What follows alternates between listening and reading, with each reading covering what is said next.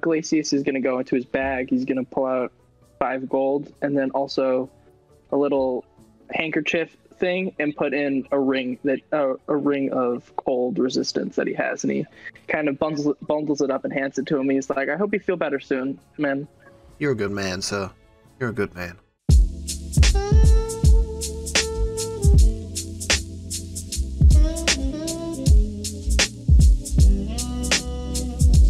Welcome along. Welcome everybody to the first episode of Sogravia, the Last Bastion. This is where our good party attempt to save Sogravia from its inevitable fate. Welcome to Sogravia. We find our party currently in Vanhania, and you have all been summoned mysteriously to a tavern. The first person to arrive is Val. Val, would you introduce your character, please? Hi, this is Val. She's an elf wizard, blade singer. She's been living on the streets for a while now, mostly because she's trying to stay away from anything that's related to her family, mostly, and her past. And yeah, that's all I can think of. Cool. As you enter the tavern and you take a seat at the nearest table, awaiting your companions, in walks Glacius. Glacius, would you tell us about your character, please? Yeah, I'm Glacius Frostborn. I'm a white dragonborn barbarian. I lead a small group of mercenaries that, unfortunately, had to send them off to do other missions before we made it to the town, but I got the summons and just here to help. Fantastic. You wander in and take a seat. At this point, you don't know who you're there to meet, so you sit down, and walking in very soon come Edward and Gideon. Edward, if you would introduce your character, please. Ah, shit, it's me. So Edward and Gideon walk in. What's the, I'm just introducing. Yeah, just let us know who you are first, yeah. Hi, I'm Edward. Human. Order of Scribes Wizard. He was raised by Silvertongue, the bard. He's the adopted son. Very logical, thinks through everything. He's all about gathering as much information as possible. If there's ever like an argument or anything, he always wants to hear out both sides in their totality, or picking a side. And he's pretty risk adverse. He's also, he was raised as kind of nobility, right? Kind of had a noble raising, and so because of that, he is a little bit more on the prim side. Eats everything with a knife and fork, if you catch what I'm saying. Mm-hmm.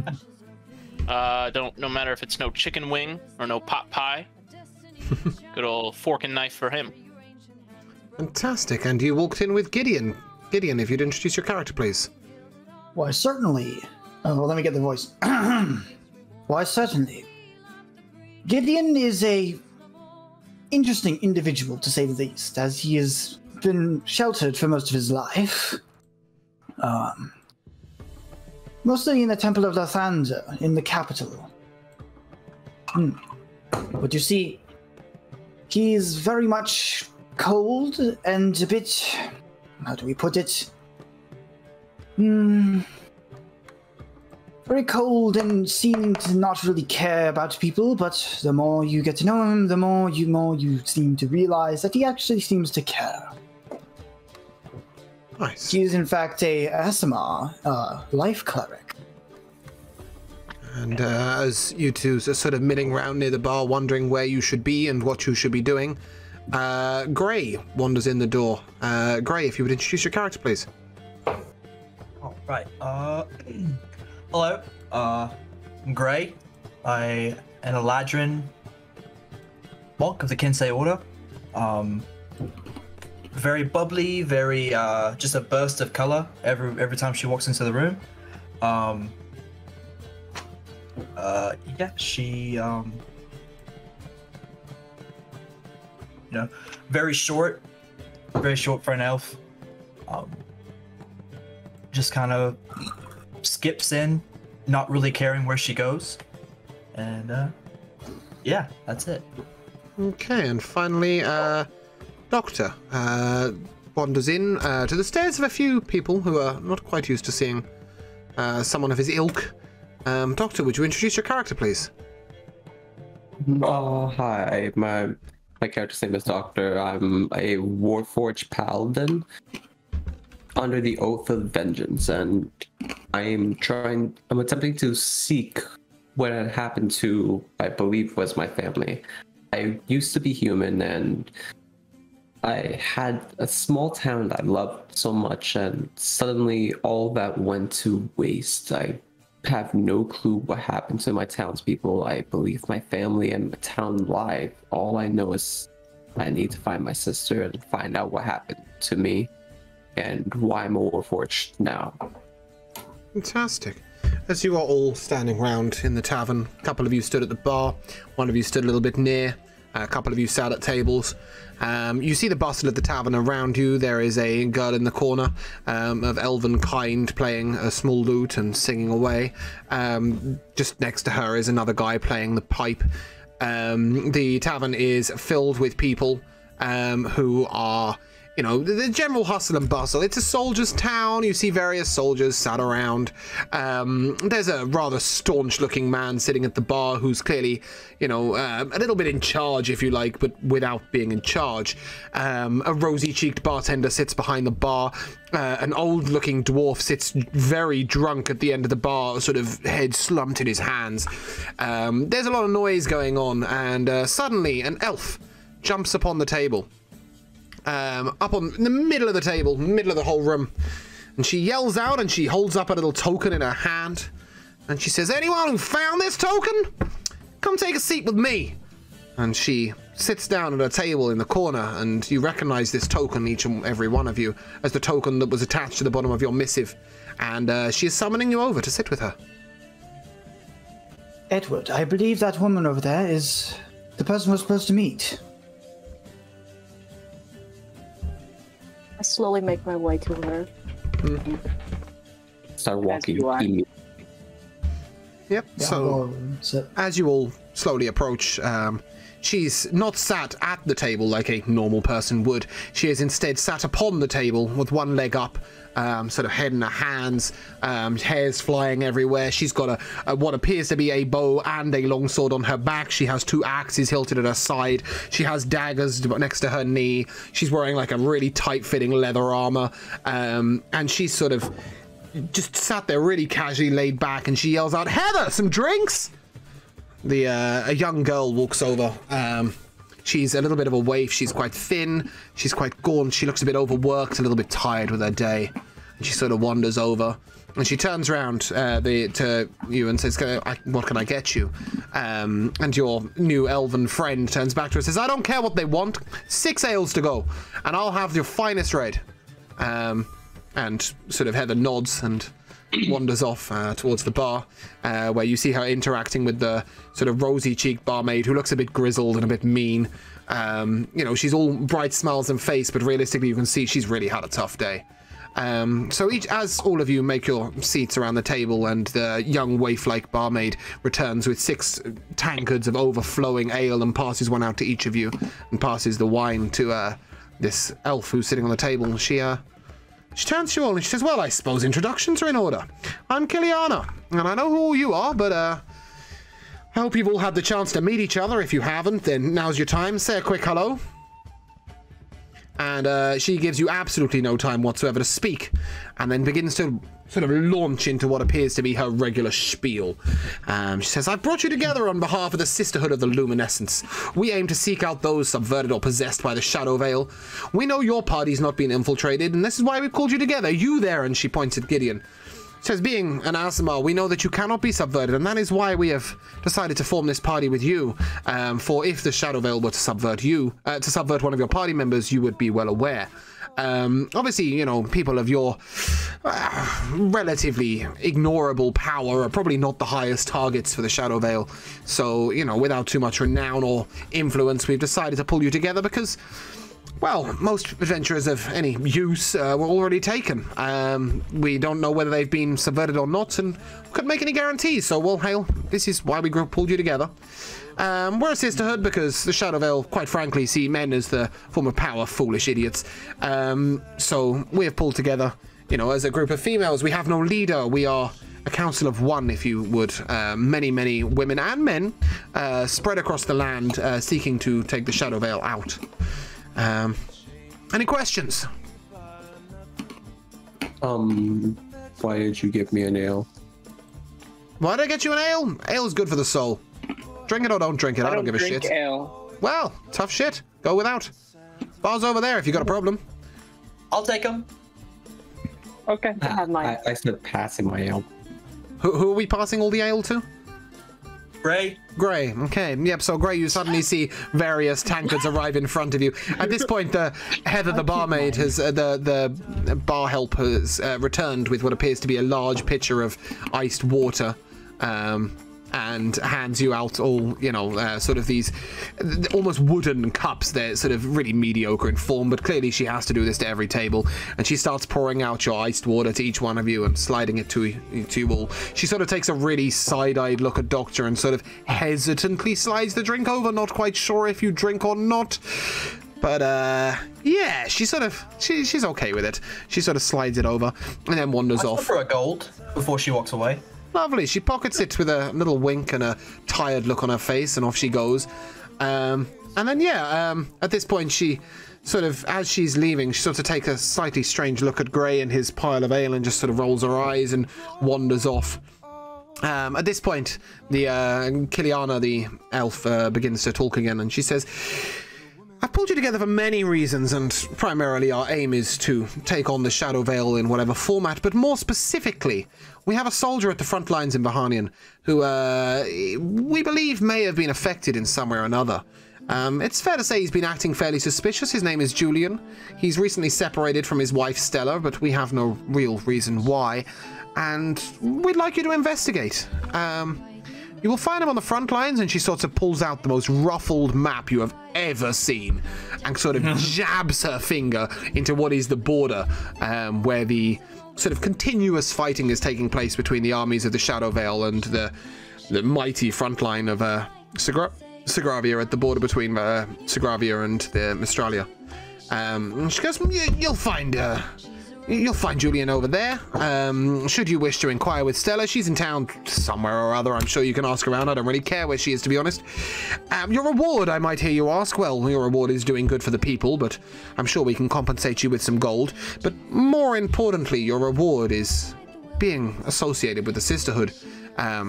Continuously fighting the Shadow Veil. We find many ways to reward our people, and you can show up in any tavern, wander over to your tavern owner or your barmaid, like miserable Griselda the bitch over there, and she points at the miserable bar lady, and she says, and you just hold up the token. You know the missive you got? You had a little wooden coin with it with a stamp.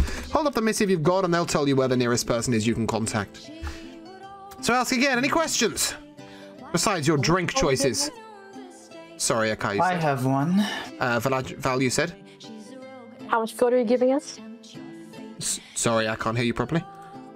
How much gold are you giving us? Ah, well, I think it's fair to say a compensation of, say, 50 gold pieces each, should you succeed in your mission.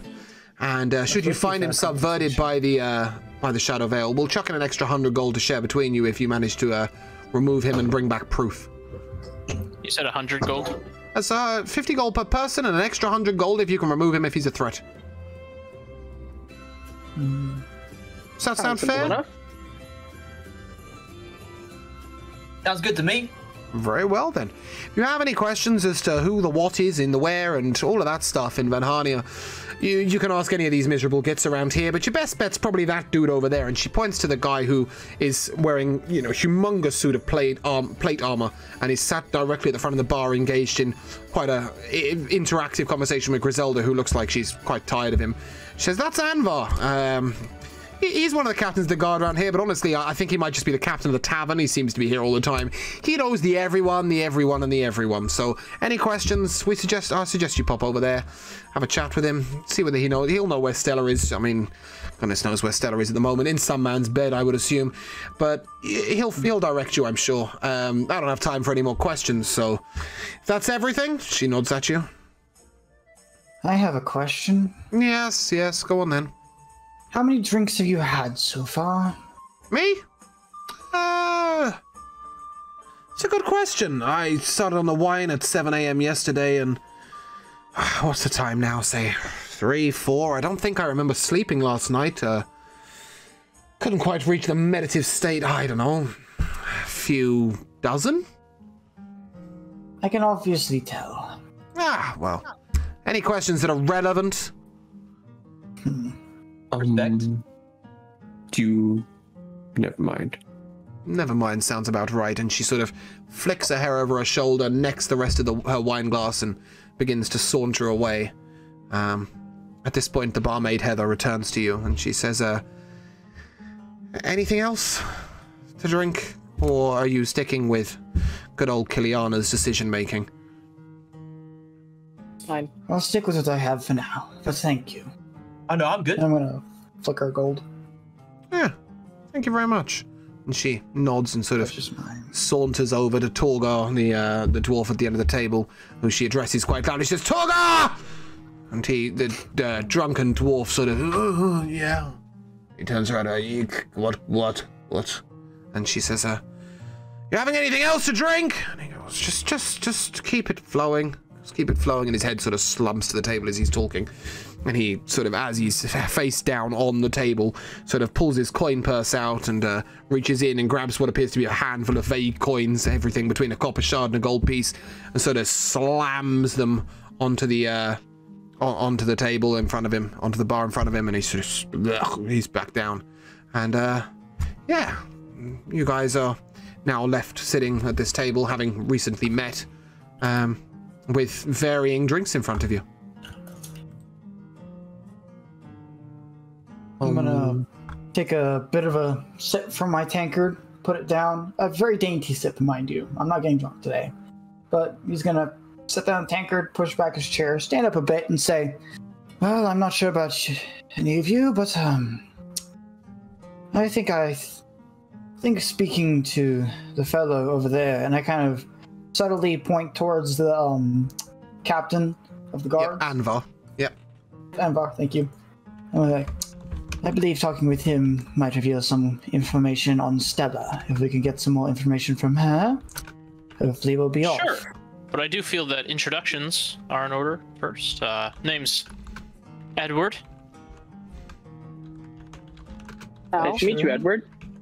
Pleasure. Anyone else want to tell us a name to work off of?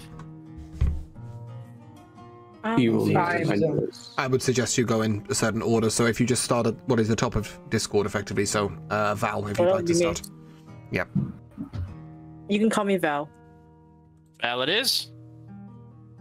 My name is Glacius. Glacius, pleasure. For those of you who don't know me yet, and I kind of give an eye towards Edward. I nod. My name is Gideon. Pleasure to meet you all. I'm gonna say, in Celestial, I'm gonna say, it's a pleasure to meet you, Gideon. I'll respond back, interesting. Pleasure to meet you as well. We should probably keep to common. It's kind of rude to potentially talk during introductions. It's not every day you meet it's not every day you meet an Angelborn. So, you know. Fair enough. But what's your name, mate? Friend? I'm Gray. Person? I'm Gray. Gray. All right. And lastly, friend here at the end. I believe my name is Doctor. Pleasure to meet you, Doctor. If you decide your name is anything else, just let us know. I can't speak for everybody else, but I won't mind just calling you something different. Gray, was it? Yep. All right, let's go talk to him. Anvar, was it? Anvar, yes. Anvar, yes. All right, who wants to do it? I can take care of it if nobody else wants to, or I'll just take care of it. His name was Anvar? It was. Yes. I'm gonna walk up to Anvar. Can you tell me anything about his description? So, he's wearing a full set of plate mail. At the moment, all you can see is the back of his head. Sort of a luscious locks of long blonde hair flow over the top of his armor. He has what appears to be a fairly weathered sword in his hip. But as you saunter over, he turns to you, and you see what is a very welcoming, smiling face, and he says, "Fair traveler, not seen you here before." Howdy, Anvar. Name's Edward. Pleasure to make your acquaintance. I was you told already that know if my we- name. Impressive. Sorry, could somebody Good say that one more start. time? I couldn't hear you. Sorry, I said, I see you already know my name. Impressive. Do continue. Yes. We were told that if we had any inquiries into the whereabouts of a soldier by the name of Julian, we should direct them towards you, and we happen to be we were just quested with finding one. Julian. Julian is a tragic case. It's fair to say you'll probably find Julian as you come out of the bar. Assume you don't know your way around town? Not at all. Not As at all. you come out of town and you take a left, you'll wander all the way down the street. You'll get to what appears to be a dark and dingy end of town. Julian's been sleeping out on the streets recently. You will find him near the barracks. As you take a right at the end of the street, near the barracks, you'll find a sort of dusty, abandoned area of town. We used to stable the horses there, but the stables have recently been upgraded. Julian's sleeping out on the streets. We've tried to persuade him to come back into the barracks, but the man's not himself. He's been there almost every night with a wineskin. Given it's 3 p.m., you might be alright to get some sort of conscious thought out of him. You might be better off speaking to his wife, Stella. She's really easy to find, actually. You seem to be in the right place to look for Stella. Straight across the road, you'll find a little house. A bit of a farm keep. She provides a lot of the eggs for the local tavern, so she's just over the road. You'll find her tending the chickens about this time. Should be nice and easy to find, and she can probably tell you a lot more about Julian than Julian can right now. Wait, was there anything that happened? Are you like his direct boss? What is your relationship in? Sweetie, I'm everyone's direct boss. Awesome. As for Julian, he is in a unit under my command, but it's fair to say him and his wife had a falling out recently. I don't know the details. I don't ask for the details, and honestly, if I do ask Julian for the details, the man can't string 3 words together in a sentence right now. So, whatever it is isn't good. Stella came down to the barracks looking for him the other day. Goodness only knows what's happened there, but it's fair to say Julian wasn't always the most straight-headed of people. Whatever it is, I would say it's a situation of his own making. It's a shame. Damn good soldier, Julian. Damn good soldier. Fantastic with an axe. As for his personality, well, not quite as excellent. What do you mean by that? Well, he's just the erratic type, you know. One day you get happy Julian, the next day you get miserable Julian, the next day you get drunk Julian, and the day after that, and Julian can't remember who Julian is. He's erratic as you get, but once it comes to battle, couldn't ask for a better soldier beside you. Rough. Well, thank you for your help, Anvar. No problem, sir. No problem. I'm sorry, I didn't quite catch your name. Edward. Edward, and where do you hail from, Edward?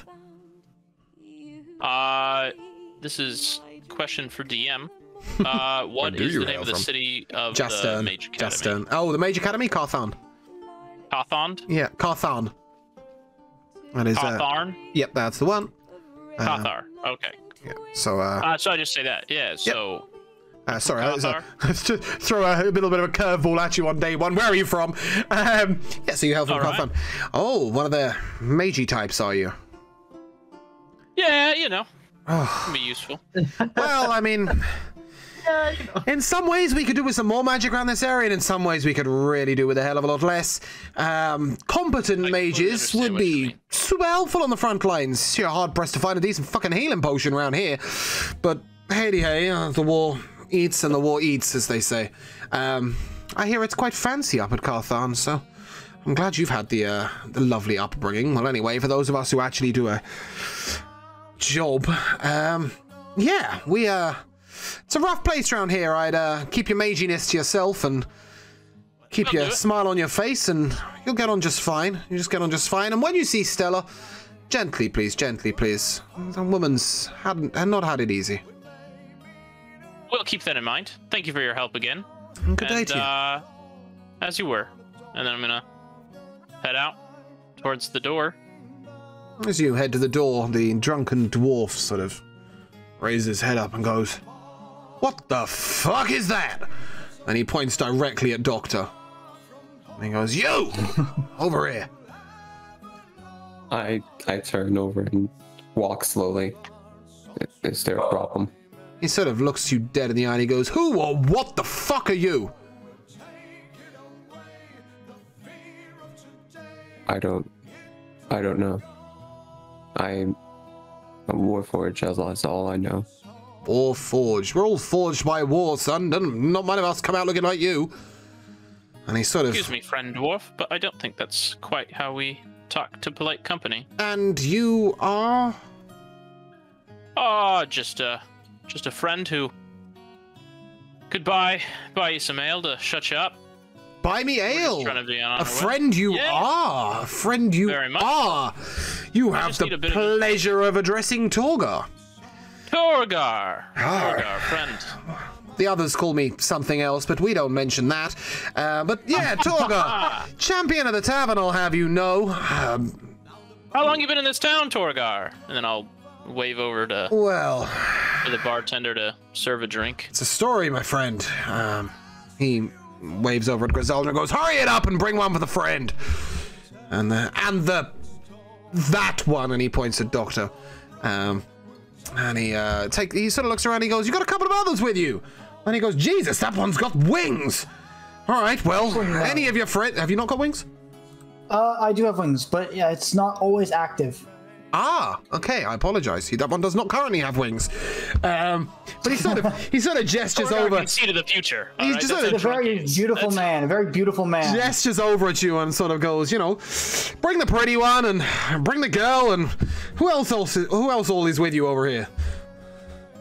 Torgar, I just need a bit of information. And then I was going to be... You caught us right as we were walking out, but I thought I'd buy you a drink. You seem like an informed individual. I've been here a long, long time, me.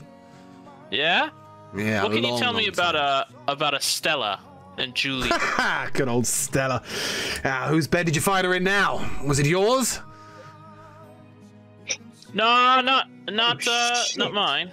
Oh dear. Well, more to do with figuring out more about poor old Julian. Poor Julian in more than one way, my friend. Poor Julian in more than one way. Seems he's probably given up on the girl. You know what they say about Stella? Always found with some other fella. Unfortunately, Julian, our soldier, is probably not the best husband all times. And Stella, she likes to be looked after by a man. That's easy to say. You'd be hard-pressed to find a guy in the tavern that hasn't had some frolicking with old Stella. Stella's the chicken woman. Sometimes I wonder which one's the chicken and which one's the owner. She lives across the road, is not too bright, but she's got some hips on her and some tits on her, and every guy apparently after a few drinks doesn't mind a few hips and tits. You can hang around here long enough. Stella's always in the tavern in the evening. I'm assuming you're looking for Stella because Julian's put you up to it? Well, we're mostly just investigating Julian, actually, but it seems you've given me quite a bit of information to think on, and it sounds like I need to be buying Julian a drink after all. So you have a if he can get another one in, huh? Hey, you can't leave before I tell you the tale of Torgar. And at this point, you see Griselda sigh behind the bar, just like, really again. I'm gonna look to the party to see if everybody wants to sit here and listen to the tale of Torgar. I'm already halfway out the door. Yeah, I'm pretty much with him at this point. Slowly sidling towards the door. I was just trying to get him to leave Doctor alone. So. It appears that Torgar is quite happy to continue telling his story to the wall and doesn't really seem bothered as to whether you're listening or not, and you hear his voice begin to fade out as he speaks into his ale. Something about he used to be the captain of a guard and he's known as Bane, and you just hear it sort of fade out in the background as you head out the door. Basically, it's telling tall tales, basically. Perhaps. Depends. Yeah. Captain of a what? He used to be the captain of the guard. Grab Doctor and leave. Yeah, I think it's fair to say, he's not the best at making friends.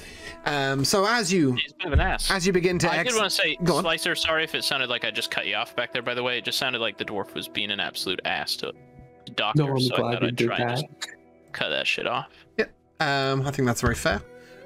So as you sort of head out the door of the tavern, a cart sort of wildly passes you by, and a few lettuces are sort of dropped off behind you.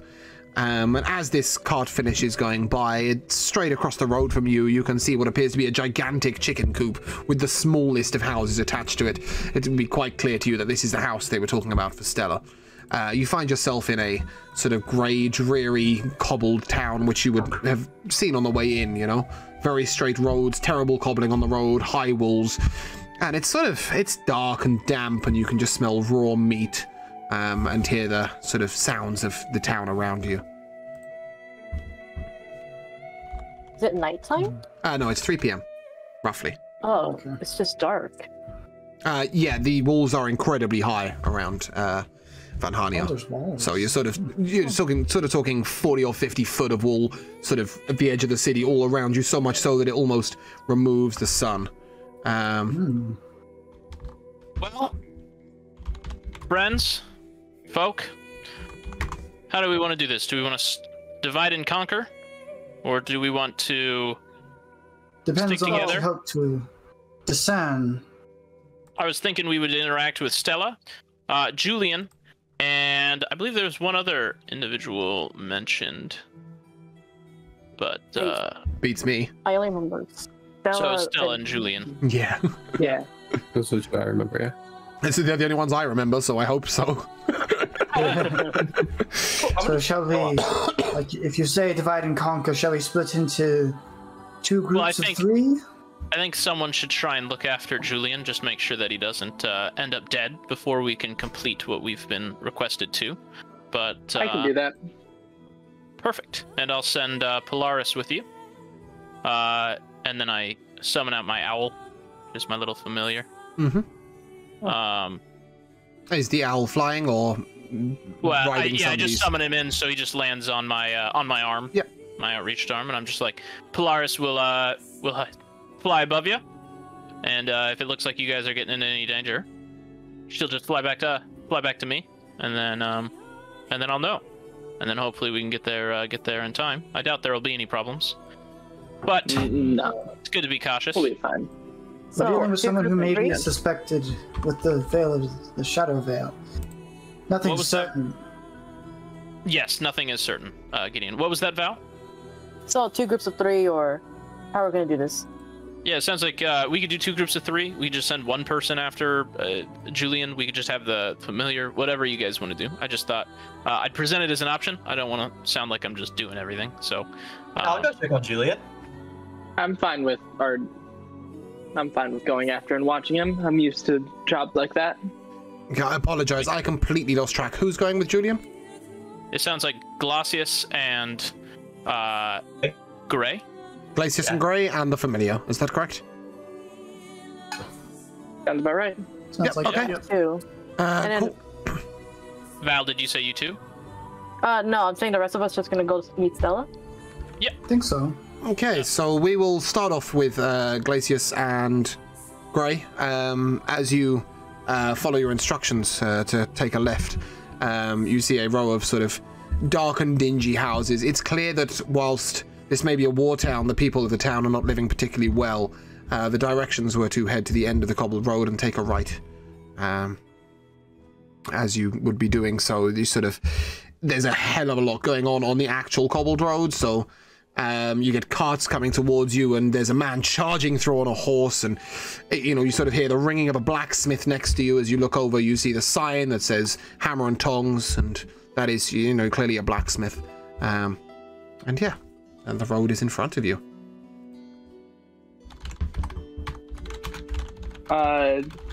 You smell that? Sorry? Yeah, You smell that? yeah. Oh, What smell are you talking about in particular? shit. There's plenty of that around. Just shit everywhere. It's like it smells like whore. Oh,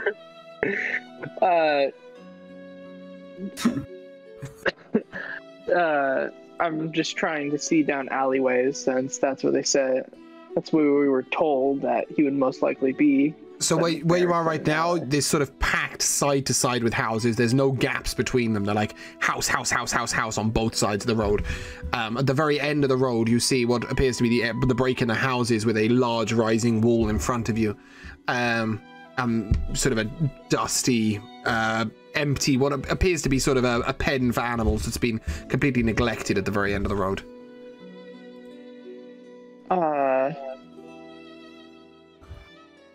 Have a go look. Yeah, that's probably a good place to find someone wallowing in self-pity. Okay. As you progress down the road, we'll pick up with the rest of the party. So Edward, Doctor, Gideon, Val, straight ahead of you is this woman's chicken coop and house. Yeah. All right, I'm gonna walk up to the door, and we don't see her outside. No, you do not. I'm gonna walk up to the front door and give it a knock. And then, to be clear, I don't think I ever described what I was wearing. I don't know if it's necessarily relevant, but I'm just dressed in nicer clothing. I don't know if what the style of wizards is in this area. In this area, there is no style of wizards. There is very few wizards. I meant this country. Oh, right, okay. Like, what is the style that wizards very sort of wear? Majestic and long cloaks and, you know. Sweet. Very typical. As you are walking across the road, you feel a real sharp sting in the side of your neck. You glance over and see a small halfling skulking away into the distance. You take 3 points of piercing damage, Edward. Well. You see someone where he wants to do damage to someone. Well, I actually missed it. It was earlier. So yeah, you take 3 points of piercing damage. A halfling dashed a dagger at you and then skulked off into the distance. Was that a Twitch chat thing, or does that mean we actually like? No, you do. You genuinely do take 3 points of piercing damage, but if you, in pursuing the halfling, you would probably fail. Oh, okay. I just wanted to. Yeah. In general, if anyone's chucking a random dagger, at you, you assume it's my chat. How do I do this now? Okay, so right up next to your HP, the top left, top right, sorry. You will see something where there is an up and down arrow and an empty box. If you put a 3 and then click damage, you will be damaged. 3 damage. I got the character sheet up now, so yep. 3 right, and then 3 damage. Yep. All right, so I fall unconscious. No, I'm just kidding. Okay, cool. Wizards, man. So you got to knocking on the door. Edward, you got to knocking on the door, was that correct? I couldn't hear him. You got to knocking on the door, was that correct? Yeah, I was going to knock on the door. I'm right behind him, by the way.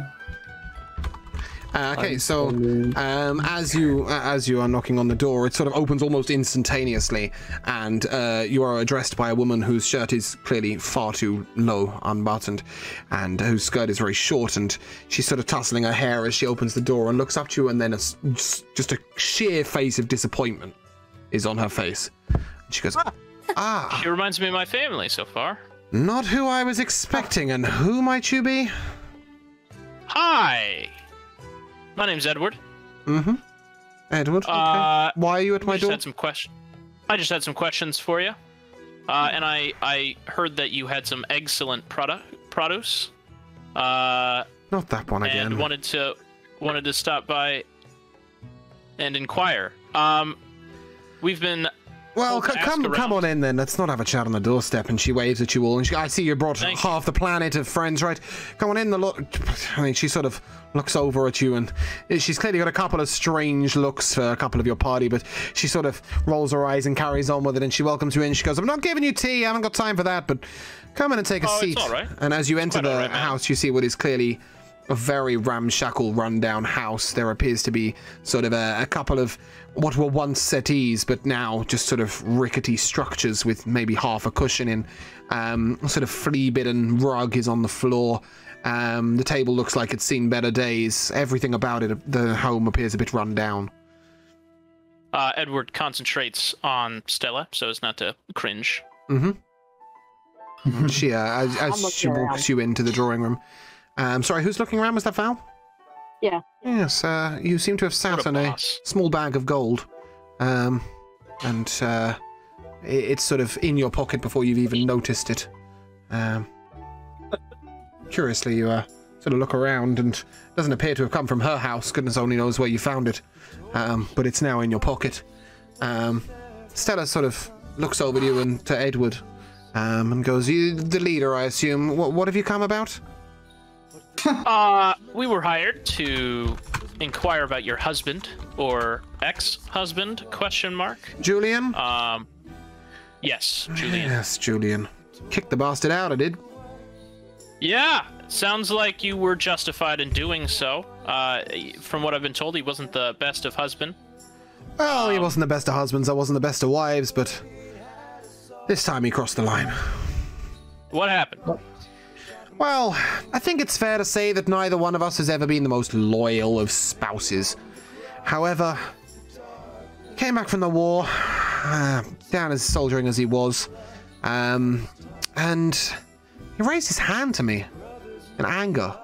Now, you see, I understand that, he doesn't like the fact that maybe I'm not as easily entertained as, or perhaps too easily entertained while he's away, and perhaps I don't like the fact that he can't keep his face out of a wine bottle, but, we've always had verbal arguments in the past. But when he raised his hand to me, the line was drawn and out he went.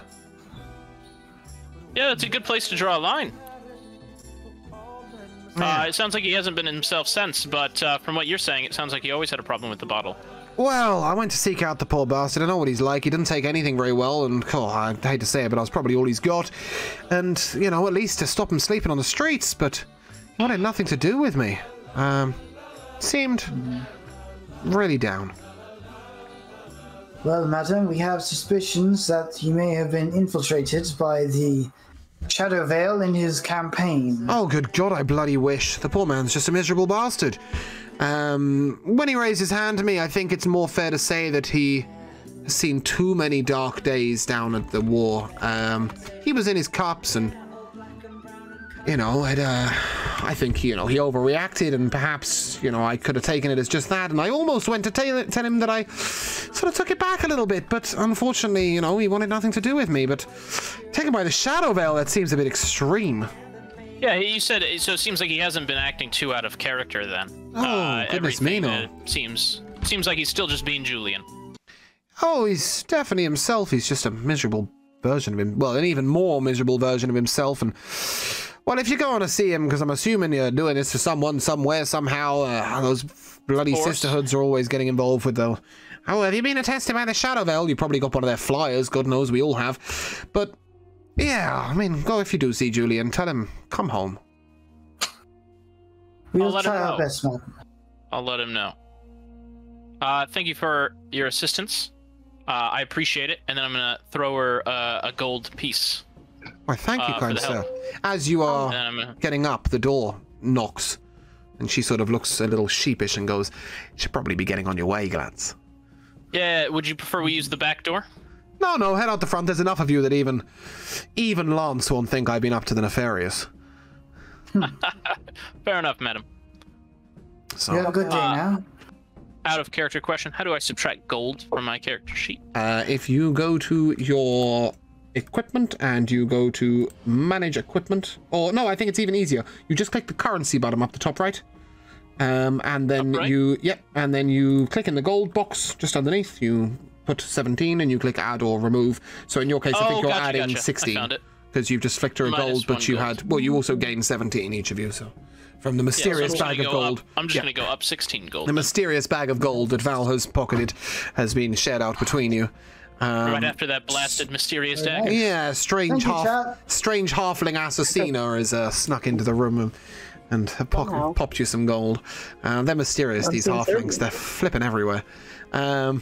So yeah, as you get towards the door, Stella is sort of opening it and ushering you out, and a sort of very broad-shouldered gentleman is sort of adjusting his neckerchief as the door opens, and he's a little old, but a very refined-looking gentleman, and he sort of looks at one of you and looks a bit angry, and then the next one comes out, and the next one comes out, and he's kind of going, okay, very well. And he sort of doffs his cap at each one of you, one after another, sort of very unsure how to act, and then squeezes in behind you sheepishly. I'm taking up the rear, and as I pass him, I put a hand on his shoulder and whisper into his ear, "Have fun." and then continue onwards. He sort of Wait. goes to respond and then looks you in the eye and realizes you're something he's never really seen, and sort of his eyes almost glaze over. He looks a little stunned by your appearance, and then he sort of You're gonna seem real sus if he Wanders walks in in. there and she's dead. Wait, That's all does he I'm look saying. rich? yeah, it's fair to say that he's definitely got some Real gold on him. sus. He's definitely got some gold on him. But you're not really sort of that sure. Make a perception check.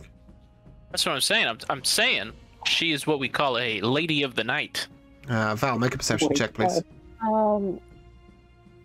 9. 19 or 9. 9. 9. 9. Okay, yeah, he appears a fairly well-to-do gentleman. You sort of peer around. You don't see a particular, like, a bag or pouch on his sides as he's wearing a fairly long cloak. But he's definitely wearing nice shoes. We can't have that. No, I'm not gonna risk it. Don't steal the shoes, guys! I mean, All right, so making our way to Julian. Making our way downtown. Yes, yeah, so clearly. at this point we resume with Glacius and Grey, who have reached the end of the road and have come upon a sort of very dusty animal pen. And as you look to the right, you see what is a sort of lean-to. There are 3 pieces of wood, you know, awkwardly stacked to make a little shelter, and a man wearing sort of very rugged armor and the cloak pulled halfway over him is sort of crouched down on the floor, slumped, clutching a bottle of wine. Yeah. I'm gonna That's poke what you him see. really softly. That's a long way to poke him from. Are you going to walk over first? Yeah, Right, absolutely. okay. Yeah, No, so I'm just gonna do it from Poke here. him with I'm just gonna mage hand. throw it. yeah, It's so a really long Wait. stick. Do you have any more of that ale from the tavern? Oh, Why no, would I you drank have all of brought it. the glass out? yeah, it's fair to say that if you attempted to leave with a Don't they have, like, tankard, rules about that? yeah, if you had attempted to Yeah. leave with a tankard, Griselda would have had something to say about it. No, they have very strict container laws here. Yes. At the very minimum, I think they would have said, "Stop! Okay, Please so- don't take my tankard." Just a quick DM note. Obviously, only Grey and Glacius are present right now, so just interaction between the group of you would be very difficult. So Grey and Glacius, you have approached this animal pen. You've seen him over there. Was it Grey who said he was going to walk over, or Glacius? Yeah, I'm just gonna poke him really softly with the butt of the spear. Just a little, just tap, tap. He looks Tap, up. tap. He goes, "My in trouble." No. Not yet. Yes. No. And I kind of look over at Glacius. Is he in trouble? that I know of. Not that I know of. We're just here to keep him safe. Keep me safe. Rather you brought me some wine. All right. Well, what can I do for you? well, it's probably Julian. What can I do for you? We just came to check up on you. We heard that you might have been acting a little bit differently and some things have been going on with your wife. Damn whole town has heard. Yeah, Yes, that's fine. I made a mistake and she kicked me out, and now I'm atoning for it, and I'm in my cups because it makes me happier. What's it to you? We just want to make Honey? sure you're doing all right. Since, Yeah, you know, if your wife kicked you out, how would you be feeling? well, I don't have a wife, but being so close to the Shadow Veil, you're acting differently. Some people got curious. You know, when your wife kicks you out after 17 years, you act differently, son. That's kind of how this goes. Now, I'm going to spend a few expected days that, down here He's got a drinking, point. He's got a point, you know? and then I've been told she's willing to take me back, and when I feel like I've a bit of a better man and I'm not going to raise my hand to her while I'm drunk as a skunk, then I'll head on back. But right now, You raised your hand to your wife. I did. Yeah, he had a question. I did. She, you can't keep her occupied on your own. She struggles without a man in her bed every night, and I'm down at the war, 5 days out of 7. Oh, I lost it. I'm sorry, I lost it, and, but I'm going back, and we'll see what happens. here, let me help you up. And then I reach out a hand to him. He sort of looks at your hand, and he sort of takes it, and he goes, "Where's the wine?" Didn't you say you wanted to get better? I'm trying to help you out. No, I said I wanted to feel better, and then after that, I'll be a better man. And right now, that involves drinking a lot of wine, feeling really sorry for myself, and waiting for a few days, and getting really fucking cold. I'm off duty for another 6 days. I want 3 days of drinking, 3 days of making it up to my wife, and 3 days to get back down there. And wait, that's 9. Oh, shit. And then You've really planned this out, haven't you? Yeah, you know, when a man makes a mistake like that to his wife, he's got to atone. He's got to atone. So I'm going to sit here in the cold until God tells me that I've done wrong, and I'm aware that I've done wrong, and I've acknowledged that I've done wrong, and I've had a lot more wine, and I've run out of money, and then I'll go home to Stella, and she'll take me back. Well, maybe you shouldn't wait so long. Maybe we should try to get you a little bit cleaned up. Always these people getting involved. Always these people getting involved. Are you with the Sisterhood? I'm not with the Sisterhood. With the Sisterhood? No. Make a deception check, please, both of you. That should be good.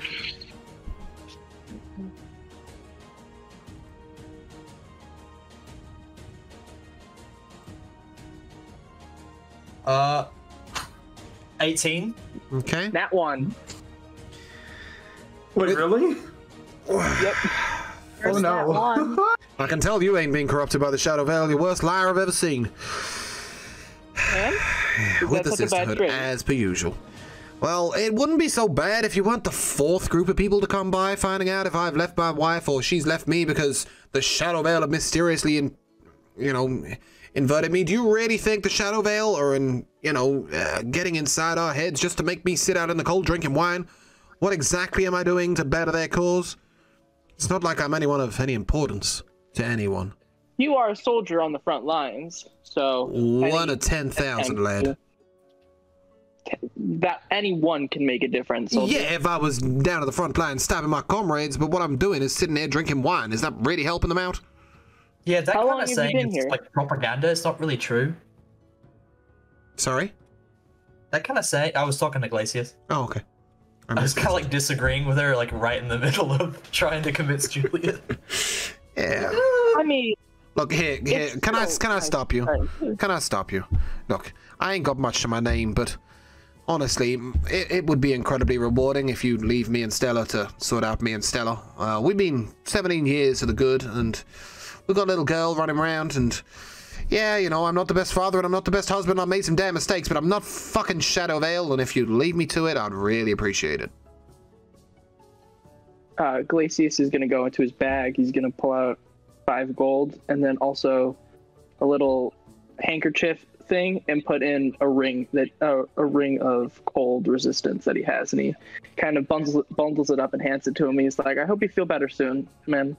You're a good man, sir. You're a good man.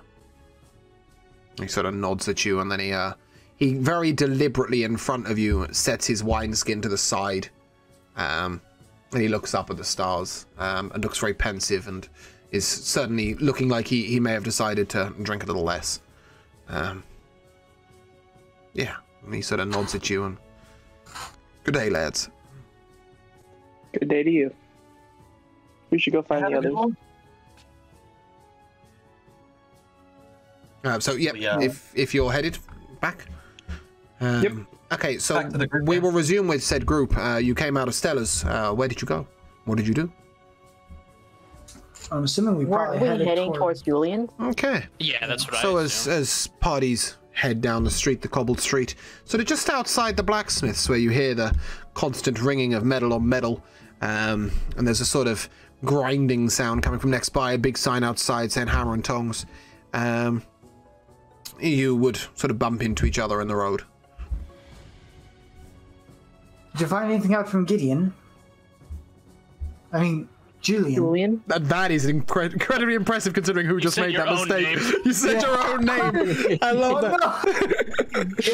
Shadow Veil. Julian, Stella. Yeah. Julian, it seems like he's just fallen on some hard times. It doesn't seem Shadow Veil or anything like that. He's not sabotaging anyone. If anything, Yeah, he's he just just seemed sabotaging really himself. sad. He just seemed really, really sad. Yeah, honestly, feel bad for the guy. Yeah. At least I'll get 50 gold. Anyway, what about you? How was Stella? Provocative. She's making the best of her situation. She's busy. He Beautiful. claims that he's no different than before. Yeah, it seems like both of us have concluded, be it we talking to Stella or to Julian, that he's just a washed-up soldier, probably suffering from his time, and doesn't seem to have any traits that would place him as part of the Shadow Veil. Maybe. Is everybody If anything, agreeing about that? Yeah, if anything, we should tell the Sisterhood to leave him alone, as he did tell us that we weren't the first, and we probably won't be the last adventuring party coming to mess in his business, so... Oh, so the Sisterhood doesn't actually care if we report that he's not corrupted. They only seem to care if we report that he She is specifically said report back either way. No, I'm noting... Oh, sorry, right, yeah, I see what you mean. Yeah. The Sisterhood has decided that they are looking for a specific answer, and they are going to continue to look for that answer until they find it, regardless as to what the truth is, which is concerning. Do you remember the woman in the bar? It doesn't seem like she is enough... she has enough in her head to be thinking through all of that. Yeah, you're probably right, but what about her boss? What about her boss's boss? What about the person who pays her boss's boss? To be fair, That is why true. is Julian so important? What was that Yeah, about? Sorry, I couldn't hear you. Sorry, why is Julian so important to them that they would send multiple people to ask him? Yeah, well, this is a That's world-building question. Best for that elf. Yeah, I was gonna say this is a world-building question. How much is the idea of anyone could be a traitor propagated? Like, and then what are the... This is Like, is that... unusual. Are there just posters This everywhere? is unusual to you. Very unusual. Oh, okay. The idea that somebody within the bounds of Sogravia had been corrupted is, to the most part, to the nobility, to the Furian Guard, etc., fairly unlikely. You know, the borders are very well kept. Somebody would have to sneak over. This is sort of the first you've heard of this sort of dark... You would know of the infiltration because obviously that's how the surrounding continents were taken down, but Yeah. you weren't expecting it in Sogravia. So this is very unusual. Question about... Do I know anything about the Sisterhood? No, this would be the perhaps? first you'd heard of them. Okay. It was Oh all my very God, mysterious and very quiet. Hashtag Team Stella. Jesus Christ. You know, what we could do is that we could just like stake out Julian for a couple days, see if he Yeah. like goes anywhere. At this point, That is true. a young elven girl sort of sidles up past you and goes, "Your mission's complete. If you'd like to return to the tavern, Kiliana would like to talk to you." Oh, of course. And then a status screen pops up and says, "Tutorial mission completed." No. I said there was a tutorial mission, but it isn't actually that one. So yeah, she's sort of wandered off into the distance before you even caught sight of what she really looked like. Well, that tells us a great deal, doesn't it? It tells us that the Sisterhood has been watching us, and what this really was is they probably use us harassing poor Julian and Stella as a test to see whether or not whoever they hire are decent at investigations. That's a good guess. We could probably find out for sure if we just ask her. Yeah, That is true. maybe. Wait, so was this real? Or is this just a fantasy? Thanks. I hope this was real. I Back gave to the that tavern, dude one yeah? of my rings.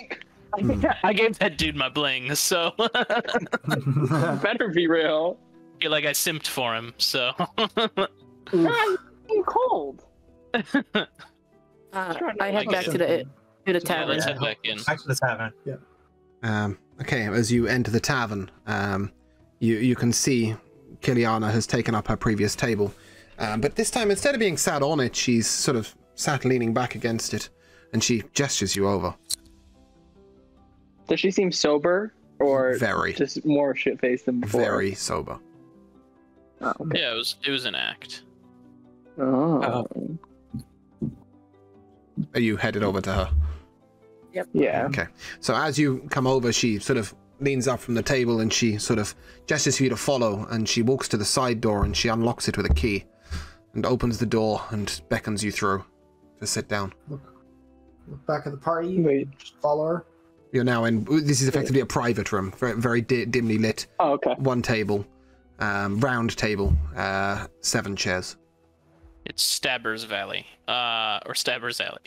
All right, cool. I'm gonna go in and sit down. I also want to note that after we met back up, I probably would have retrieved Polaris and then dismissed him back to their pocket dimension, and then continued on. Okay. Go sit down as well. Kiliana looks you dead in the eye and she says, I do apologize for the roundabout route. We have to make sure you truly are who you are. Understand. And in all honesty, having somebody check in on Julian daily, regardless of how harassed he must feel about the Shadow Veil, it's probably for the best. From what I hear, they're finally getting their act together and getting back together. So whatever you did a good turn. Now, okay, so he was real. All right. Oh yeah, good. he's real. And they about you. truly are a tragic case, and we do our best to look out for the common people as much as we do for the Shadow Veil. Now, I should mention, subversion of the Shadow Veil. It's not the most common of things. We've so far only discovered 4 within the nation.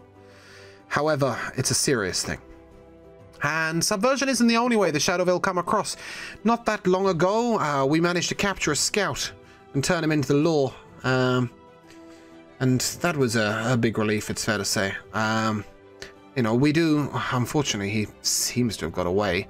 But, yeah, it's fair to say, you know, they are a real thing, and they are abroad, and we do our best to keep an eye on them. And what we've really recruited you for is not to go around harassing young men who have made a mistake, and young women who make lots of mistakes, and repairing marriages. We've got better things to do in the Shadow, in the Sisterhood here. What we're really asking you to do is to investigate somebody a little higher up. Oh, and who would this higher up be? Of course. Now, the king has a new advisor, you see. And this new advisor is a mysterious type. An elf by look, at least, but with more knowledge than you'd expect. He's a very secretive type. We've tried tailing him twice, and both times lost him over a couple of days. He definitely keeps court at Justern, but right now he is visiting Vahania, apparently to report back on the way the guard are being organized. You'll find him down at the front line, down towards the barracks, not on the war front, but as you get down towards the front line, you will find a series of barracks and a series of captains' rooms. When you get down there, keep yourself quiet, keep yourself elusive, don't approach him directly. He is a very suspicious type, but given the way you handled Julian, it seems to me like some of you are gentler of the tongue and some of you are gentler of the mind, and perhaps, you know, a few nicely placed questions and a few favors here and there, and perhaps you might garner more information than our more shadowy types have been able to. Now, you see, the Sisterhood employs a fair few what we call shadows, ironically after the Shadow Veil. These are the shadows of the Shadow Veil. These are the roguiest types of all, the ones who pass you in the night, if you like. We also employ a few of the more magic arts and scrying attempts, and this is why we're most worried have completely failed where the king's advisor is concerned. Now, we have 4 names for the king's advisor, depending on where you ask and what you look at. According to the king, he is known only as Amon. However, we have heard him called Raven. We have heard him called Amon Devar, which appears to be his full elvish name. And finally, we have heard him called the Diplomat. Now, whether these are titles he takes upon himself, whether these are ways that other people speak of him, or whether this is merely variations of his name, I'm not sure, but Amon is what we are calling him. And we'd suggest that a very subtle and gentle investigation of those around him, while he is away from the king and a little less entangled in the politics, may be the way to reach him. Should you have any questions when you're down there, you may have met or not met, depending on how quick she was. Let's call her Starling for now, as that is the name she goes by to those she doesn't know so well. She is not a friendly sort, I'm afraid, but she's very good at what she does, and she'll be in and about. You'll be able to find her down at the front. Just look for a very short, wispy, dark-haired elven girl who pokes her head up in everywhere she's not welcome, and you'll find her. Starling. Also, and she grabs a bag by her shoulder and she hefts it onto the table. In there, you'll find 600 gold pieces. I hope you consider yourself compensated. You'll also get a 10% discount down at Hammer and Tongs. And if you ask Griselda, real nice and show your token. Usually your first drink's free for the night. She'll also provide you some rooms if you need. They're paid for by us. Try not to take too many people up there that don't belong. We do have a reputation to maintain amongst the taverns, if you wouldn't. And Griselda looks after us well, so look after her in return. Very well. I have a question about this Amon, I believe you named him. Yes, Amon. What can I do for you? Thank you. What type of people call him by Raven? Well, you see, this is a strange one. Raven is the name we've heard him spoken of, but never spoken to.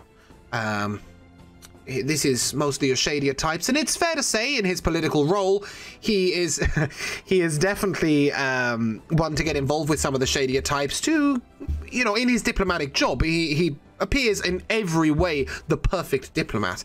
He is, here, there, and everywhere, but some of the darker types, some of the roguier types that I have to admit the Sisterhood associates with on a regular basis have only heard him spoken of as the Raven when he interacts there. Now, maybe this is a persona he takes on when investigating shadier areas, or perhaps this is a moniker they have given him due to the way he walks, acts, looks, and talks, which may be fair to say.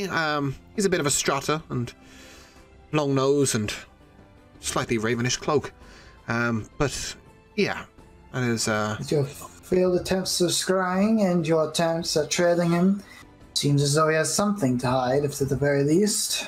Either that or he's good at what he does, and that's our problem, is as a diplomat who is used by the king to investigate everything that goes on within his nation, he needs to take on different personas and disappear occasionally and be not detected.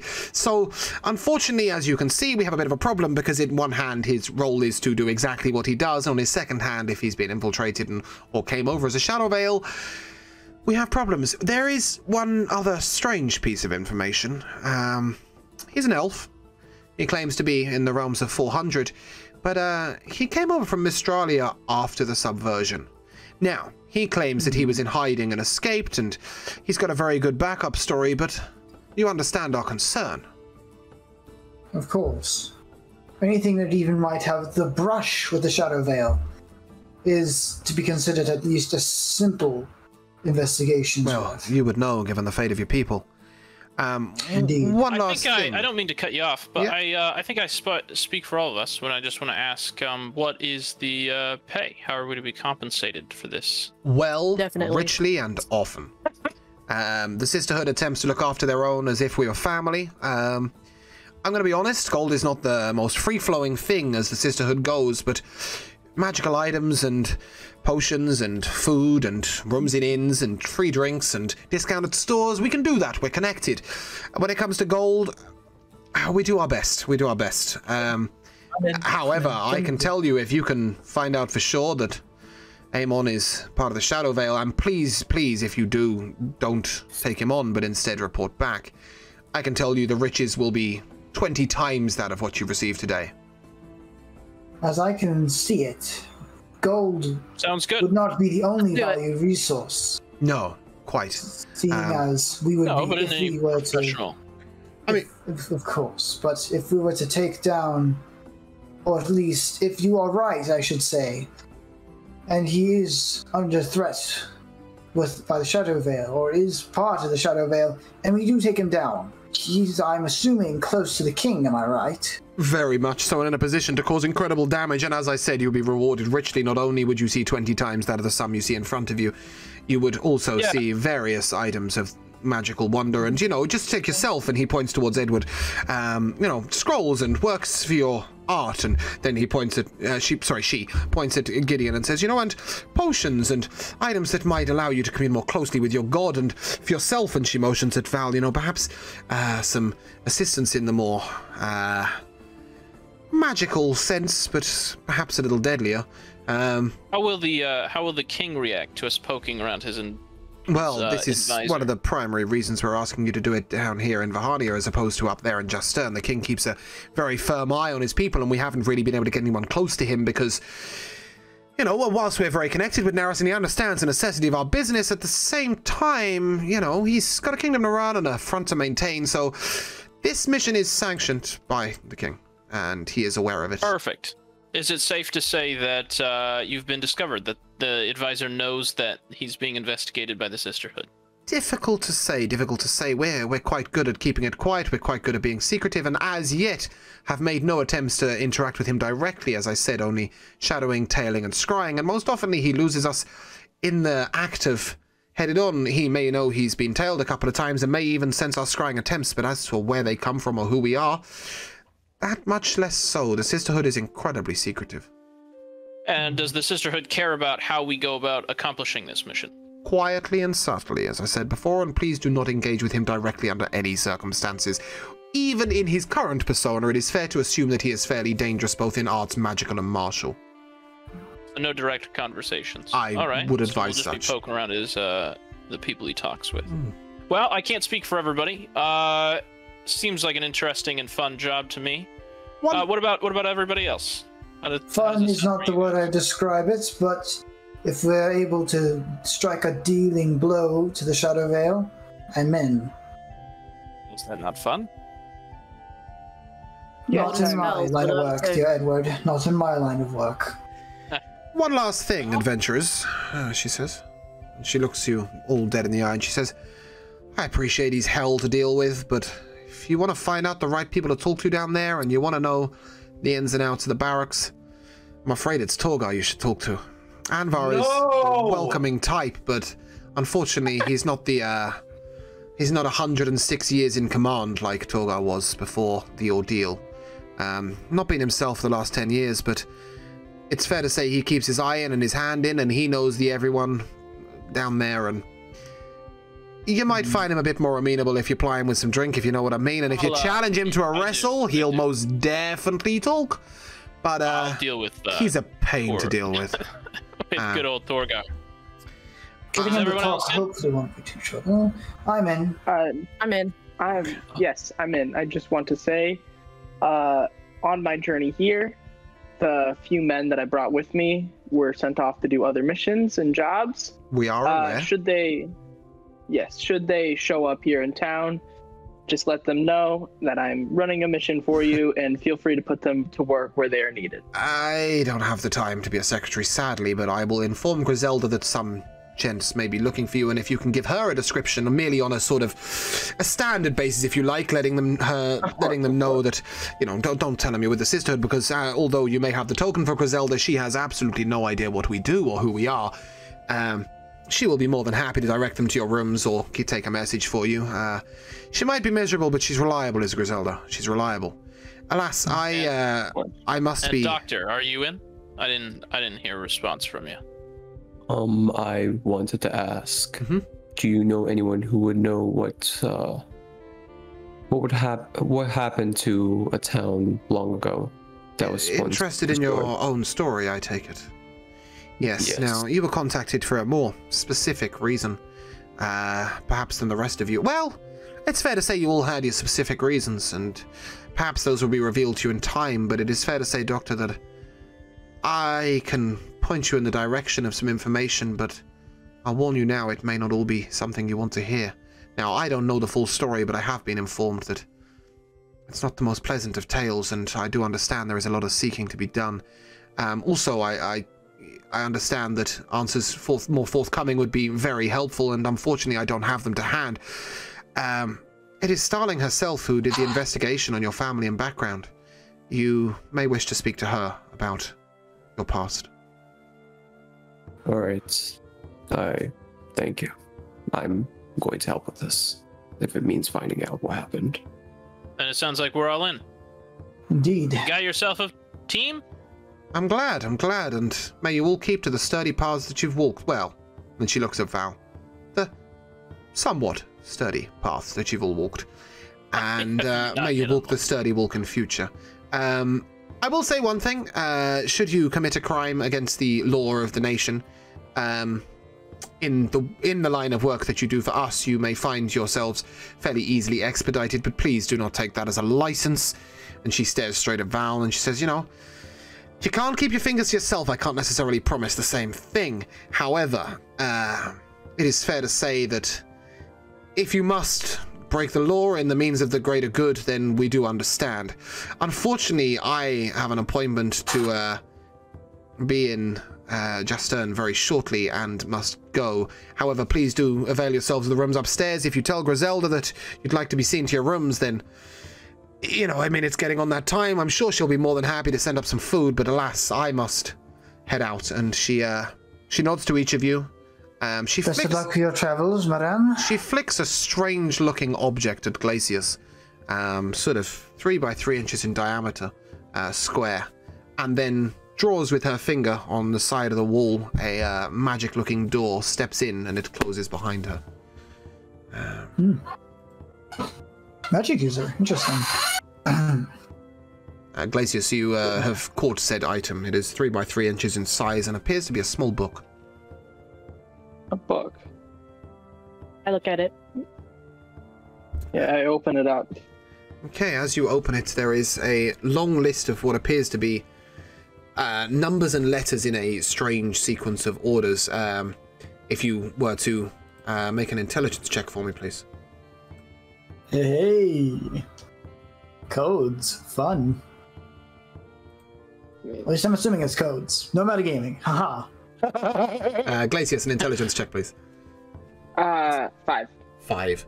Oh, no. It is fair to say that it might as well have been written in a mysterious dwarven language. As to why she's flicked it to you, you have no idea. There is no relevance in the first numbers or letters to you. Might I try and give it a go? Please do. This is not my forte. Okay. Gideon, if you'd make an intelligence check for me. Sure thing. I assist. Well, that's a whopping... in what manner, Val, do you assist? Are you also just poring over the letters, or are you doing more? Yes. Sure. Okay, just both of you poring over the letters. So, joint rolls, please. Is this a Sorry, straight what? intelligence check? Yeah, just both of you, just a straight intelligence check. Okay. Wow, that sucked. 10. Gideon? Still better than me. Oh, I got a whopping 17, so, Yep, okay, it is fair to say that it is blimmin' obvious to you that these are dates and locations. Unfortunately, Glacius's base intelligence seems to have missed this somehow. Perhaps he's not familiar with the local calendar, but to you they are dates and places, and then after each place is a name. As you flick to the back of the book, there is a short note. Sorry, Gideon, can you just remind me which languages you speak? let me check real quick. Sorry. I should know this. Celestial, Common, Elvish, and Infernal.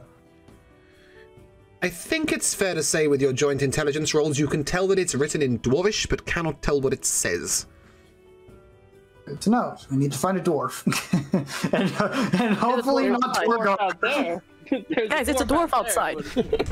Who would love some ale. We need to find a dwarf. So, Any dwarf but that one. I'll definitely relay all this information to the party. Yeah. Speaking about, question actually.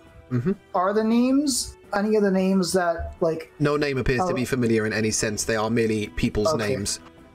Got it. I was wondering if this is like a logbook of all the locations that, I'm going to call him Raven, because I can never pronounce his name other than Amon. Yeah, Amon's right. Amon, okay. Yeah. Amon. Think like Amon, the guy that sang Fuck It, but like Amon. Yeah. Yes, okay. Amon, got it. Thank you.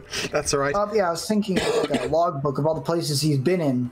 But, no, alright, it must be context then. Alright, cool. Thank you. Okay. At this point, you are left in a room on your own, and this is where we will leave off. I know it is a short session, but I hope that you have somewhat enjoyed yourselves. Yeah, and it's given you a little bit of context. Definitely. Good. Of course. What I didn't tell you... Sorry, go on. I was going to say, I do encourage everybody to take a look at the notes. It looks like Doctor took some pretty thorough we will notes. do I also took some pretty we will thorough do an notes. after talk just after we end stream, if that's right. Sure, yeah. We'll have a little sort of debrief if you like. But what I didn't tell you beforehand is we have a tradition on the channel, and it's going to be difficult today. But in general, we have a tradition of selecting the MVP for the day. Now, this cannot be another player unless it is an action they performed, but most often it is a inanimate object or an NPC or something abstract in the world that you feel sort of was thematically interesting, fun, performed well. An example could be, for example, if you threw a brick through a window and it miraculously knocked out an enemy, it would most definitely be the MVP. And I'll invite each of you to speak in turn, if that's all right, and just give an idea of what you thought might be the MVP for the day. So we'll start off with Doctor or Slicer. I honestly believe that the MVP should be Stella. Stella, I like it. You enjoyed Stella, did you? Yeah. There's 2 reasons that you like her, I can tell. And so we will come to Edward. Edward, who was your MVP for today? Who was my most valued object? Or, or action, or any sort of, interaction. Anything can be considered an object, technically. Yeah, speaking. Most valuable thing that happened. The gold that I was paid for the job well done. Excellent. Gray, your MVP for today? Glacius's 5 intelligence check. Beautiful. I was not expecting that one. And Glacius yourself, if you can remember the time of day or what an MVP is. Your MVP for the day, please. I'd say I'm on hashtag Team Stella. Okay, I like Team Stella. Val, your MVP for the day? The halfling that stabbed. Why do you guys do me like that? Edward. that I believe was Halfling High-Tech Jet. She did also name herself as the bartender, which was quite good. Thank you, Succubus. And Gideon, your MVP. Gotta go Team Stella. Team Stella. I like it. My MVP was most definitely not Julian himself, but the interaction with Julian, the gift of the cold resistance ring. I felt this was definitely bittersweet. Yes, for a day 1, that's a lot of emotion. So well done, guys. I feel like you really packed it in. Yeah, it's definitely most valued moment or most valued object. Exactly. You can even have a most valued person, just preferably not like the group member, unless they've done something particularly interesting. Like a 5 on an intelligence check. Yeah, all gathered 4 ales to themselves in the very first minute of the very first campaign. So, took a piss out of our employer. I like that. So that leaves for us to say goodbye, if you would, please. Say au revoir to said. Here's Twitch. Have a good one. Au revoir. Thank you. Have a good day, y'all.